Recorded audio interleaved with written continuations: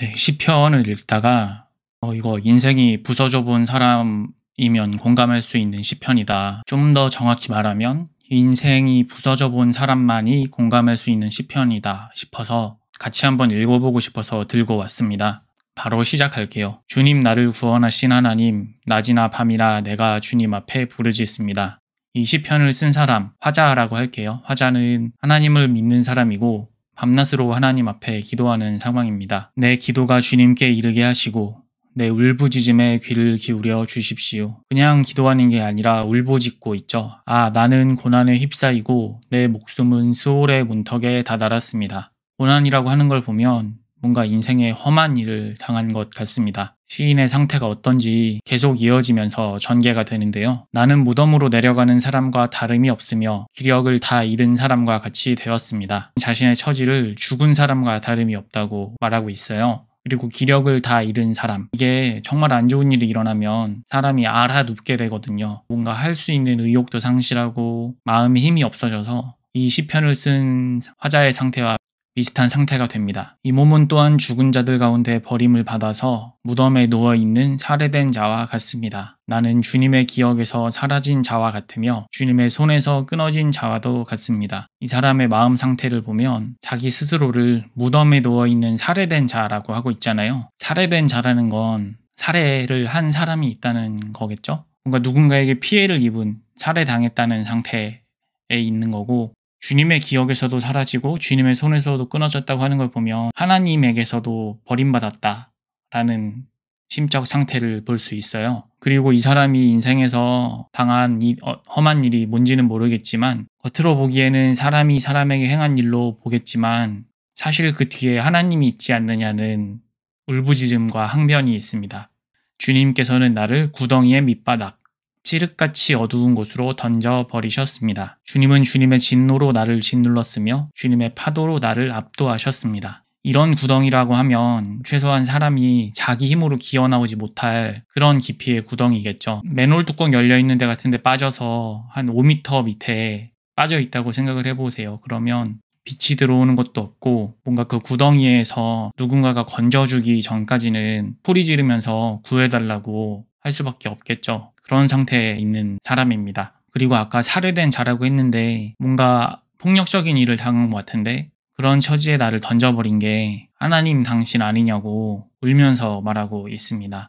주님의 진노로 나를 짓눌렀고 주님의 파도로 나를 압도하셨다고. 이 시인이 처한 상태는 사회적 죽음인데요. 주님께서는 나의 가까운 친구들마저 내게서 멀리 떠나가게 하시고 나를 그들 보기에 역겨운 것이 되게 하시니 나는 갇혀서 빠져나갈 수 없는 몸이 되었습니다. 가까운 친구들이라고 하면 그냥 알고 지내는 지인이나 가끔 만나서 맛있는 거 먹고 헤어지는 친구가 아니라 마음을 나눌 수 있던 인생의 동료 같은 소위 베스트 프렌드를 말하는 거겠죠. 그렇게 가장 가깝게 의지할 수 있었던 친구들도 다들 내 옆에서 떠났고 그들 보기에 역겨운 것이 되게 하셨다고. 이 시인이 처한 상태는 완전히 고립되고 외톨이가 되고 숨쉬기도 어려운 그런 상황입니다. 여기서도 하나님을 향한 원망하는 마음이 느껴지는데요. 친구들을 멀리 떠나가게 하신 주체가 주님이라고 하셨고 그들이 보기에 역겨운 것이 되게 한 것도 그 주체가 주님이라고 하고 있으니까요. 고통으로 나는 눈마저 흐려졌습니다.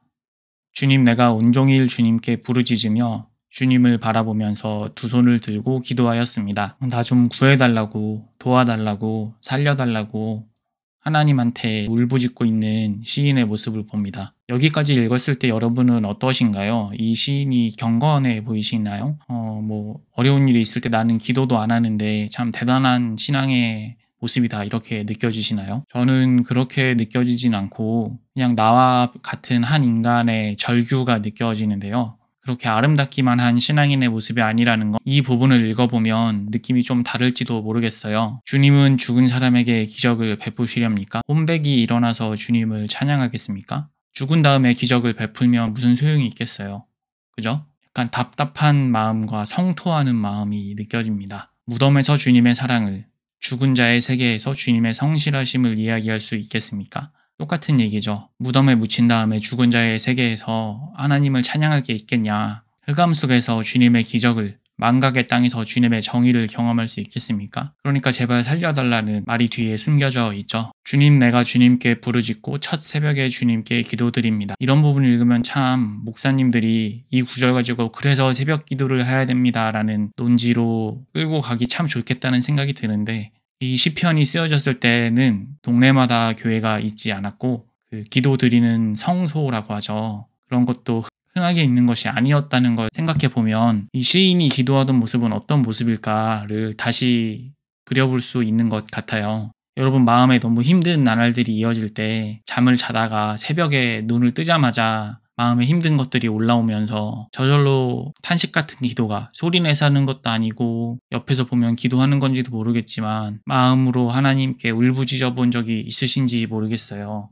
저는 교회에 가서 새벽 기도하는 모습은 이 구절을 보고 전혀 떠올릴 수 없고, 그렇게 침상에서 자다가 일어나서 마음으로 통곡하는 시인의 모습이 보입니다. 주님, 어찌하여 주님은 나를 버리시고 주님의 얼굴을 감추십니까? 지금까지 이 시편의 흐름을 보면 살해당했다고 표현할 만큼 뭔가 안 좋은 일을 이 시인이 겪었고, 그로 인해서 친구들도 자신을 역겹게 보게 된, 그런 사회적으로 외톨이가 되고 고립된 사람이 그 일을 자신에게 행한 주체를 하나님으로 생각하면서 살려달라고 기도하고 있으면서도 전혀 응답이 없는 그런 모습을 볼 수 있는데요. 그렇게까지 밤낮으로 기도하고 첫 새벽에 기도했음에도 불구하고 하나님은 묵묵부답 점점점 이렇게 있는 것 같은 이미지를 떠올리시면 될 것 같아요. 여기에도 항변이 들어가 있죠. 그렇게 내가 기도했는데 왜 나를 버리시고 얼굴을 감추십니까? 하는 모습이요. 나는 어려서부터 고통을 겪었고 지금까지 죽음의 문턱에서 살아온 몸이기에 주님께로부터 오는 그 형벌이 무서워서 내 기력이 다 쇠잔해지고 말았습니다. 앞의 이야기와 비슷한 이야기입니다. 자신이 지금 겪고 있는 일이 근원적으로는 하나님께로부터 왔다고, 그래서 형벌이라고 표현하고 있고 기력이 다 쇠잔해져서 알아 누워있는 모습을 볼 수 있어요. 그런데 여기서 하나 더 추가되는 이미지는 어려서부터 고통을 겪었고 지금까지 죽음의 문턱에서 살아온 몸이라는 부분인데요. 이 사람이 지금 이 위기를 겪기 전에는 평탄하게 살아온 인생이 아니라 팔자가 기구하다고 말할 수 있는 사람이 있잖아요. 어려서부터 뭐 쉬운 게 하나도 없었던 그런 험난한 인생? 그런 인생을 살아온 사람이라는 게 보입니다. 주님의 진노가 나를 삼켰으며 주님의 무서운 공격이 나를 파멸시켰습니다. 무서움이 날마다 홍수처럼 나를 에워쌌으며 사방에서 나를 둘러쌌습니다. 이 시는 뒤로 갈수록 점점 더 깊은 어둠에 잠겨가는 사람을 볼 수 있습니다. 전혀 상황이 개선되는 것 같지 않고 이제 그냥 살아있는 게 무섭고 살아가는 게 무서운 그런 상태에 빠져있는 한 사람이 보입니다. 주님께서 내 사랑하는 사람들과 이웃을 내게서 떼놓으셨으니 오직 어둠만이 나의 친구입니다. 앞에 했던 이야기의 또 다른 변주인데요. 내 사랑하는 사람들과 이웃, 친구들, 가족들, 모든 사람들, 그렇게 좋았던 관계들이 전부 내 곁에 없는 상황, 철저하게 혼자가 돼 있는 상황. 그래서 오직 어둠만이 나의 친구라고 아주 칠흑처럼 어두운 방 안에서 홀로 괴로워하고 있는 시인입니다. 그리고 놀랍게도 이 뒤로는 없습니다. 이 시편은 이렇게 끝이 나버려요.